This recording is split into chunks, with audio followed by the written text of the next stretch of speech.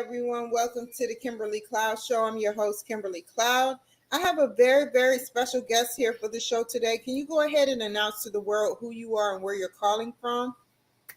I am Sharon ROLPH. I live in north of Seattle in Edmonds, Washington. I'm a behavioral scientist, a certified knowledge manager, and a retirement coach. And I teach newly retired singles to sparkle without torturing their friends and family. I love it.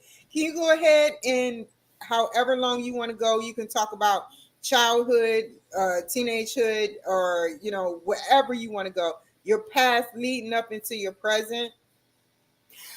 The biggest thing that encompassed all of those years was feeling invisible.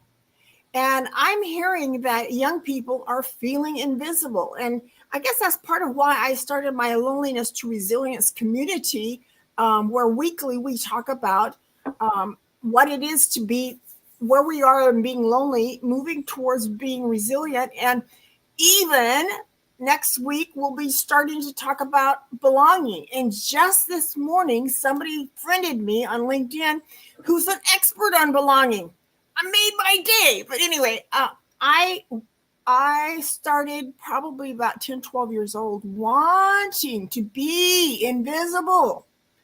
There was sexual abuse happening in our home. And I thought, if I just double down, be focused, be obedient, don't rock the boat, get good grades, I might be safe.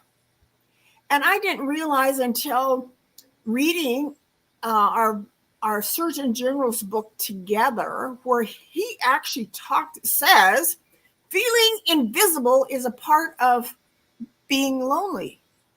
I didn't know that. I'd been bragging about not having to deal with lonely moods, And I woke up to the fact that maybe I was a whole lot more lonely in my life than what I had anticipated. So I stepped up to the plate and decided I need to help people realize, especially after the pandemic when we've been so isolated, that loneliness needs to be talked about. And I have not yet finding people willing, very many anyway, willing to talk about loneliness. But there's a growing crowd that are following me. So I hope they're listening to me from a distance, or from the replays. Well said, by the way. And tell me everything you have done out of your entire career of your 76 years of living. And by the way, happy birthday, belated or happy early birthday, however. I'm celebrating today my loneliness, how make a marvelous transition into volunteering. And it just is coming out today. And I just love the fact that after I finished making it, I felt like it's going to change people. But my career started, I've always been a lifelong learner. And that's a key to having a good life, is being a lifelong learner, being growing and expanding yourself. And so I worked at GTE, the telephone company, for 19 years.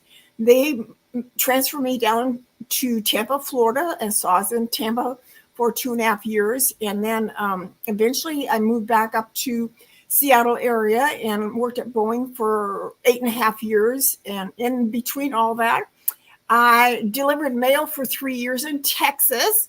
And when I had taken all my education has been part-time, nights and weekends, inch by inch, anything's a cinch. Well, I eventually got my master's degree, and I was on campus. Well, I think I was on campus after my 4-year degree. And one of my instructors came towards me and said, I told him how much I enjoyed his class. He said, well, if you like this class, then you should go check in the office for this master's degree program. And I did. And I've always I felt like that was kind of a miraculous connection, there on campus, because we're walking opposite directions. And that did help me, that program helped me deal with the abuse that had been in our home, and to heal my heart, and it moved me closer to loving myself. But I've been really working on loving myself quite a bit the last couple of years, and what a difference it is when you're don't judge yourself, and you embrace, I'm doing the best I know how for today. Tomorrow will be different. But I've never married, never had kids, and I'm 76, and I brag about it. And I'm headed for 100, Kimberly. How about you? I'm headed for Googleplex. I'm headed for the last bit of the numerical value. But yeah, I'm Wait a gonna minute. hope to see flying cars. Seriously. Yeah, yeah. But tell me, what what made you not marry or have children? Well, I think it's kind of a combination. They say when people have been abused, and my sister had a baby by my dad, it went on for years. And they say either you become promiscuous or you become fat. And I became fat, and my sister became promiscuous. Um, and I didn't find that many interesting guys, to tell you the truth. They were just, well, it was people mostly that I worked with. I didn't date much. And I was focused on education and bettering myself. But a hot topic for me, even as a teenager, was potential. I wonder what my potential is. And in fact, over the course of my career, I helped a number of people with their resumes, because sometimes we're too close to our own skin to be objective on a resume of what our talents are. And I love bringing out the best in people. So it would delight me to help people with their resumes, to help get a job that they really wanted to have. But purpose, when I wrote my book, Fresh Courage in Retirement, Finding Purpose, Essence, and Fulfillment, I think it's so important to know what our purpose is. And my book helps walk people through do-it-yourself kind of searching for a purpose, because it adds so much meaning to life. And in retirement, it becomes extra important, because you need a reason to get out of bed, to get out of the house. And when your schedule is wide open, and I started bouncing off the wall. How do I know if I'm productive? There's no boss to please anymore. Well, you're the boss, and nobody tells you that. And you need to create a structure for your life that helps you have both purpose and meaning. And the Make a Marvelous Transition into Retiring is launching today. And there's so many good things that happen for you and for others when you're volunteering. It does give you a reason to get out of the bed in the morning, and a sense of purpose. So the potential and purpose is a very big key to life, I think. Okay, and what does GTE stand for? What kind of company that is? Is Well, sorry, not that is. yeah, GTE was General Telephone and Way. Electronics. Yeah.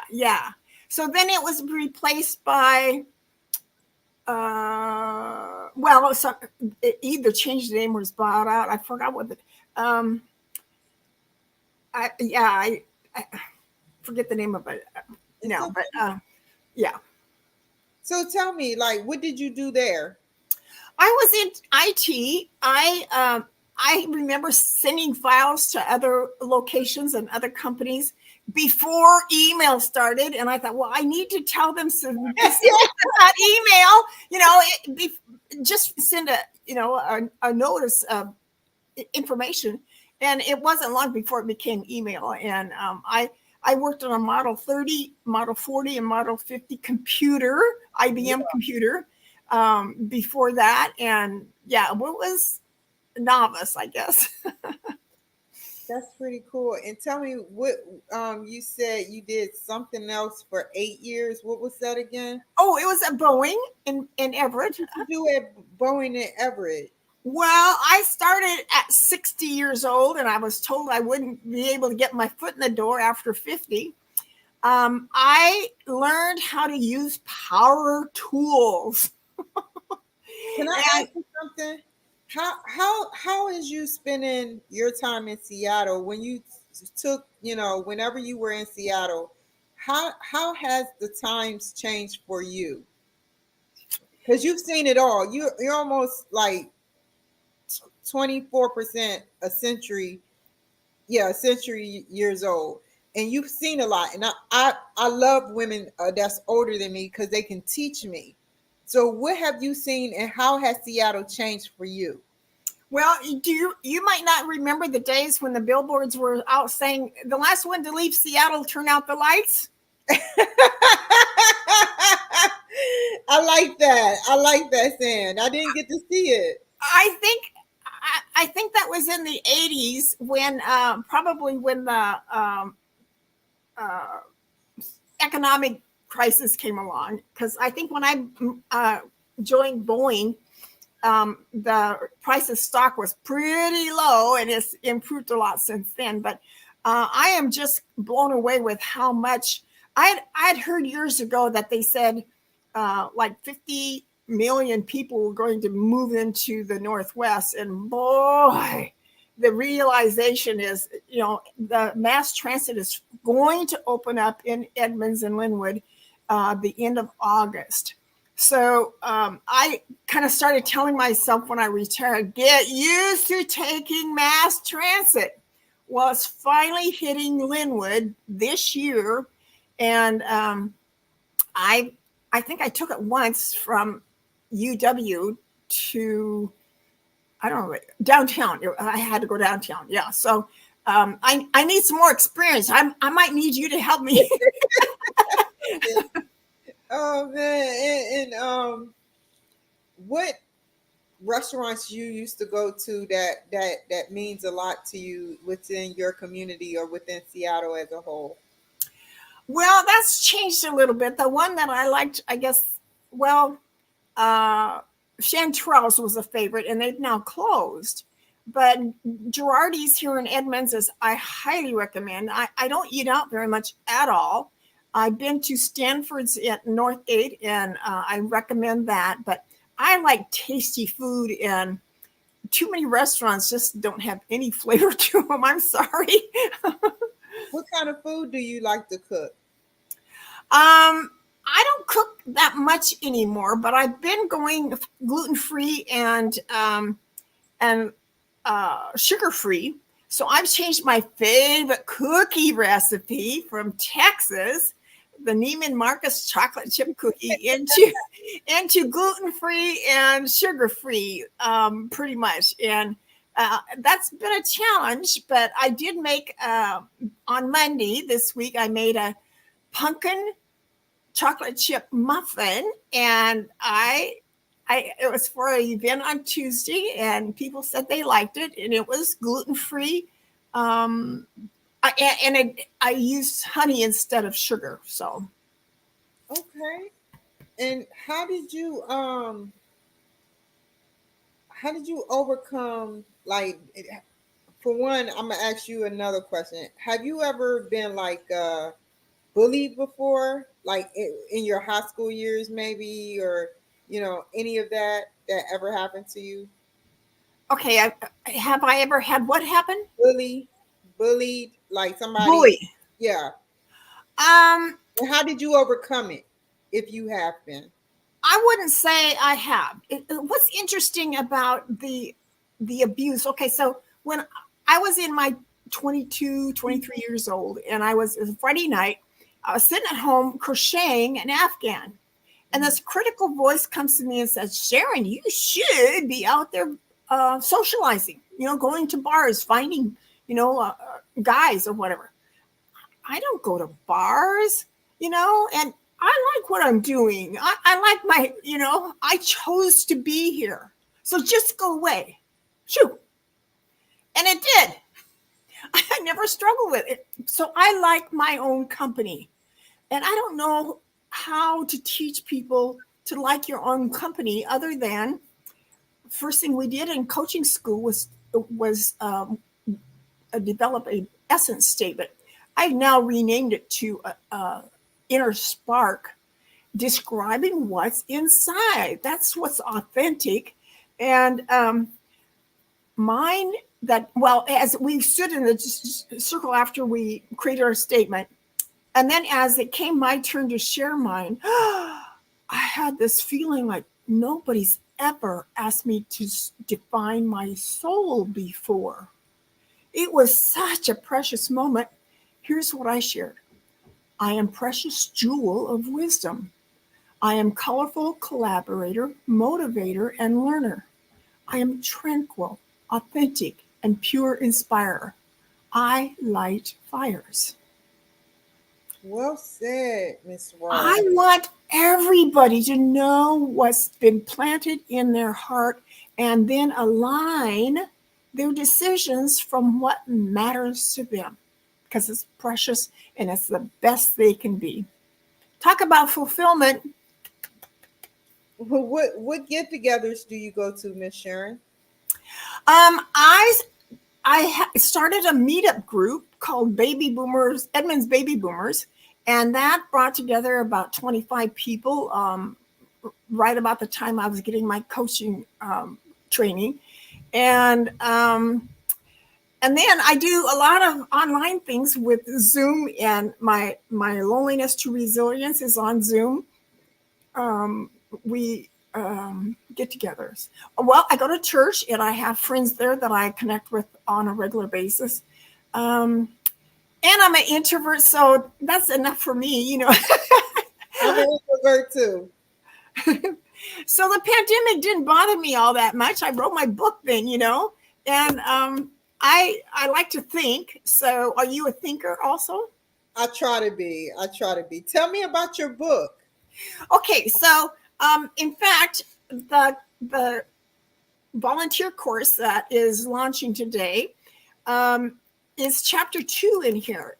My guest was an AARP past president for Washington State, and he had a nice organized thoughts of 9 tips to make your volunteering successful. Wow, it was a lot of good points, and then I expanded that with my course, and I think we've lost the lesson of how volunteering makes you feel good. Yeah. You know, my mom started out, you know, recalling that I was probably 13, 14 at the time, and I don't know what came up, but she said, you know, Sharon, that when you bless somebody else, you feel good, and they do too. And so we need some to be reminded of how valuable giving and receiving is in the volunteer realm, and foundations and nonprofits, and there's lots of events in the community. Like retirees, some of them don't want to work every single week, you know, volunteering. They want to go out and visit their kids and take a cruise, but so they will like more seasonal events that they can participate. You know, it's a month long or 2 months long, and then I'm going to go travel something. But other people, their homebodies and be relying on them on a weekly basis fits just fine. I volunteer for 2 years now at the food bank that's just around the corner, and I'm just amazed at the army of people that put together the groceries and organize the whole food bank. I deliver the food to 4 families that either they can't drive anymore, they don't have a license, maybe they may be caregivers and can't get out to get groceries, or they're financially unable to. But I realize I'm serving them, and to get them to say thank you every week and so delighted to see me is pretty good feeling, you know? Yeah. And what do you do alone when you're alone? Like, how do you keep yourself busy? Oh, trying to start be involved in the connecting with people online and inspiring each other and finding people that to network with. I think on Facebook I've got about 2,500 people following me. So I do a lot of things online and networking. I've just connected with a JV, joint venture directory, and the people there are just, they smile, they seem to be glad to be there, and they're eager to help each other. One of the guys, in fact, told me about a different AI software that I used in creating my course. I was so tickled with what a difference it made. My content to be so much meatier, I guess I would say. And if you, where do you see yourself going for the future, Sharon? Well, you know, the truth be told, I've had a wedding dress in my closet for like 30 years that I still intend to use. I think I need to lose another 20 pounds before I can wear it. But I do still intend to be married someday and find my soulmate. That's what my future holds. And I would like to live in a cedar home someday. So that's on my wish list. Have you ever thought about developing your own podcast? You don't have to edit nothing, but like develop your own podcast with the 25 members or with your church, and y'all talk about core subjects, you know? I did. You Yeah, did? I did. Yeah. Before COVID, in fact, it was right about the time that I stopped podcasting. I made 53 episodes. Half of them are just audio, and the other half are audio and video. And I used one of those guests for, well, there's a number of my guest stories in my book. One of them was Joyce Major. She felt she needed to expand her heart. And so she did a year's worth of community service around the world. And she wound up feeding baby lions, helping at a baboon sanctuary, taught English at a Chinese college, I believe it was. And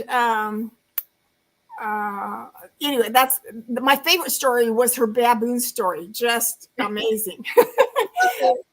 So And it helps you expand your what's possible, you know? yeah, I had a quick question. Last question before we end. Um, what what do you want to see happen in Seattle for the better? Well, I start my book out by saying the weird thing about Sharon is that she likes to collect near death experience stories.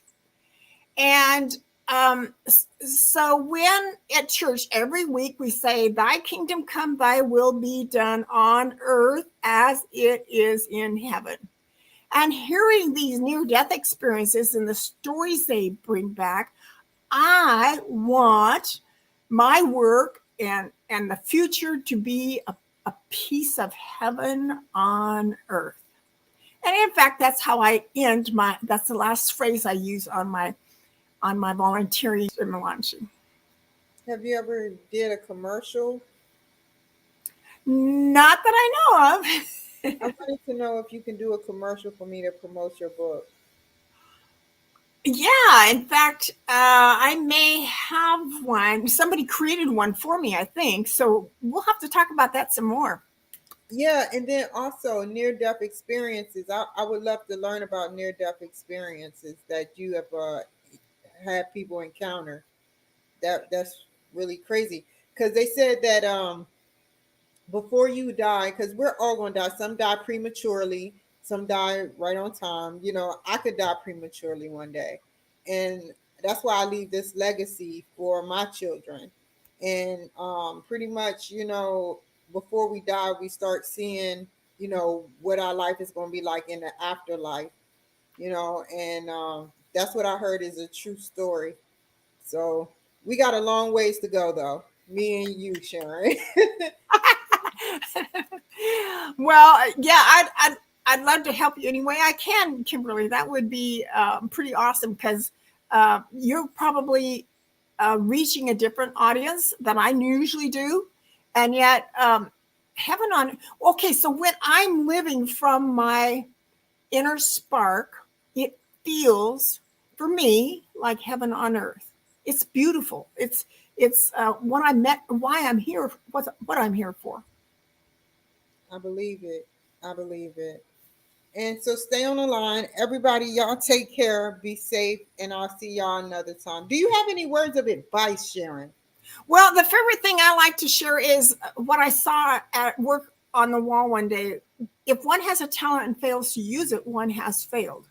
If one has a talent and partially uses it, one is partially failed. If one has a talent and finds somehow to use the whole of it, they have gloriously succeeded and won a satisfaction few people ever know.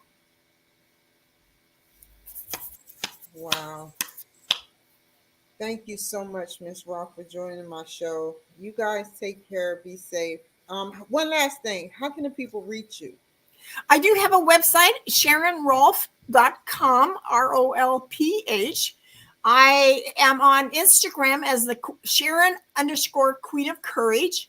I do have a YouTube channel also, and a lot of my, I like to sew and I like words of wisdom and I like color. And I started talking on YouTube by just saying what these little art blocks that I make mean to me. And so here's one for you guys. I especially fond of you, says God. So you can find me on YouTube also. How do you feel about God, Sharon? I talk to him every morning before I get out of bed, and I already got a couple new ideas for today. So I love it. I love it. I love it. Oh my God. Okay. So stay on the line. Y'all take care, be safe, and I'll see y'all guys later. Bye.